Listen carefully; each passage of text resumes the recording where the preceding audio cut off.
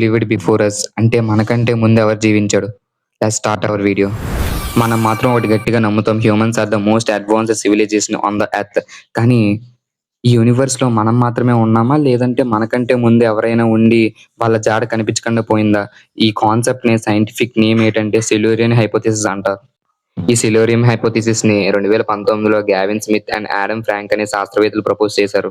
ఈ సిల్యూరియం హైపోథెసిస్ కాన్సెప్ట్‌ని సింపుల్‌గా చెప్తా వినండి.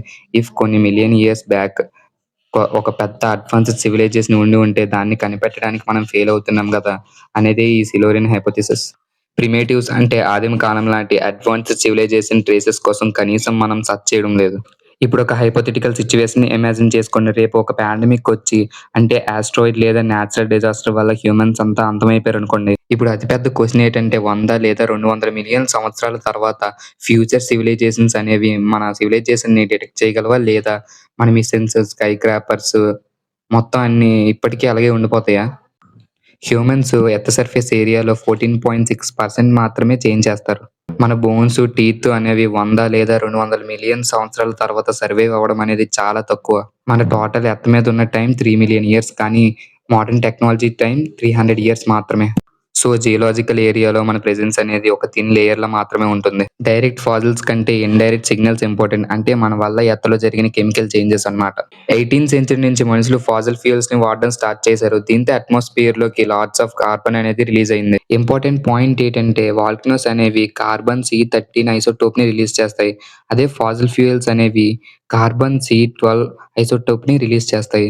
ఫాసిల్ ఫ్యూయల్స్ నుంచి రిలీజ్ అయిన C12 ఐసోటోప్ వల్ల కొత్త సివిలైజేషన్‌లో వచ్చే సైంటిస్ట్‌లు ఇక్కడ ముందు ఒక పాత సివిలైజేషన్ ఉందని కనిపెడతారు. ఆర్టిఫిషియల్ ఫెర్టిలైజర్స్ వల్ల నైట్రోజన్ అనేది ఓషన్స్‌లోకి వెళ్ళిపోయి ఆక్సిజన్ షార్టేజ్ వచ్చి డెడ్ జోన్‌గా మారిపోతుంది. ఎగ్జాంపుల్‌కి గల్ఫ్ మెక్సికో డెడ్ జోన్. ఇది చాలా ఇంపార్టెంట్, ఎందుకంటే లో ఆక్సిజన్ ఏరియాస్ అనేవి సెడిమెంట్ లేయర్స్ వరకు డిస్టర్బ్ అవ్వవు.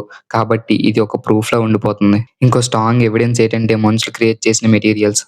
CFCs, SF6 rare metals, gold, platinum, nickel, radio active elements like plutonium 244 ఇవి న్యాచురల్‌గా లార్జ్ క్వాంటిటీలో రావు. సో ఇవి సింగిల్ లేయర్‌లో ఇవన్నీ కనిపిస్తే ఇక్కడ ఒక అడ్వాన్స్డ్ సివిలైజేషన్ ఉందని నమ్ముతారు. ఫ్యూచర్ సివిలైజేషన్స్ అనేవి మన ఎగ్జిస్టెన్స్‌ని కన్ఫర్మ్ చేయాలంటే 4 సైన్స్ ఉండాలి. ఇందులో ఇంట్రెస్టింగ్ థింగ్ ఏంటంటే ఇందులో కొన్ని సైన్స్ అనేవి మిలియన్ ఇయర్స్ తర్వాత కూడా కనిపిస్తాయి. 1 C13 తగ్గి C12 పెరగడం, 2 ఆక్సిజన్ ఐసోటోప్స్ చేంజ్ అవ్వడం అంటే గ్లోబల్ వార్మింగ్ ప్రూఫ్ అన్నమాట. 3 ఆక్సిజన్ ఎన్సియా లేదా dead zone, 4 synthetic rare elements in sediments లాంటివి జరగాలి. ఎగ్జాంపుల్‌కి Paleocene, Eocene thermal maximum 56 million years ago. Global temperature అనేది 5-7 డిగ్రీ సెల్సియస్ అనేది ఇంక్రీజ్ అవుతది జస్ట్ 5000 ఇయర్స్‌లోనే. సైంటిస్ట్‌లు ఏమంటున్నారంటే fossil fuels and volcanoes burning సెన్సేస్‌నే దీనికి కారణమై ఉండొచ్చు అని అంటున్నారు. ఇక్కడ మళ్ళీ ఒక పెద్ద క్వెషన్ ఏంటంటే ఇది సహజంగా జరిగిందా? లేకపోతే ఇంకెవరైనా దీన్ని చేశారా అనేదే. ఈ సిల్యూరియన్ హైపోథెసిస్ అనేది దేన్ని ప్రూవ్ చేయట్లేదు, దేన్ని రాంగ్ అని చెప్పట్లేదు. ఫైనల్‌గా ఈ హైపోథెసిస్ ఏం చెప్తుందంటే మనం మొదటి వాళ్ళం కాకపోవచ్చు, మనం గుర్తుండకపోవచ్చు. ఏదైనా జరగొచ్చు. ఇలాంటి వీడియోల కోసం ఇప్పుడే లైక్ చేసి సబ్స్క్రైబ్ చేసుకోండి.